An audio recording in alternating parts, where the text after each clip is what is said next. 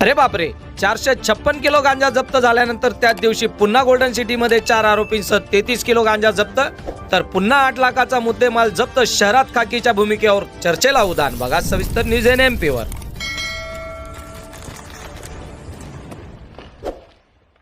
संगमनेर शहरात अंमली पदार्थांची तस्करी किती खोलवर रुजली आहे हे दर्शवणारी एक धक्कादायक घटना घडली आहे.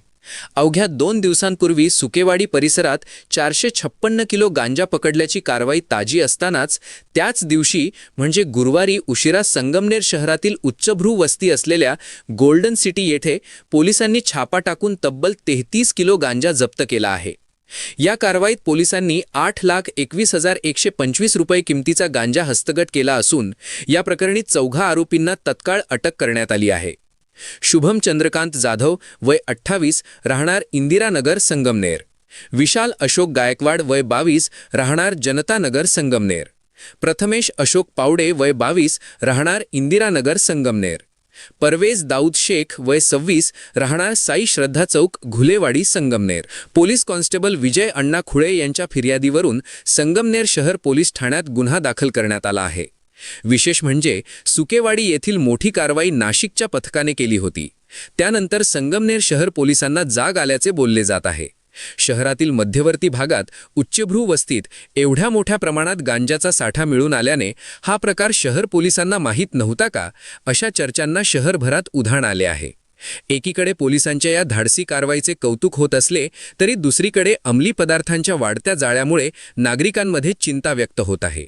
मागील काळात शिवाजीनगर, नाशिक रोड, अकोले नाका, संगमनेर खुर्द, जोर्वे रोड, बागवान मळा, हावडा ब्रिज अशा अनेक परिसरात अंमली पदार्थांवर कारवाया झाल्या आहेत.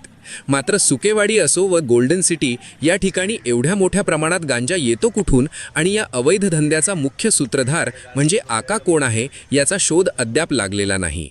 मुख्य आरोपींपर्यंत पोलिसांचे हात पोहोचत नाहीत अशी खंत सुजाण नागरिक व्यक्त करत आहेत.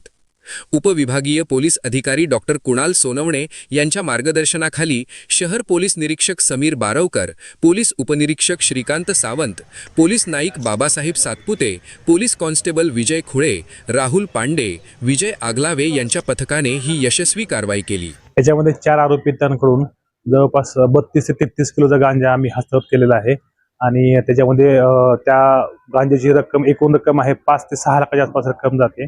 तो गांजा हा कुठून आणला आणि कोणासाठी आणला होता याचा तपास चालू आहे. आज आरोपींना न्यायालयामध्ये रिमांडसाठी हजर केलं होतं.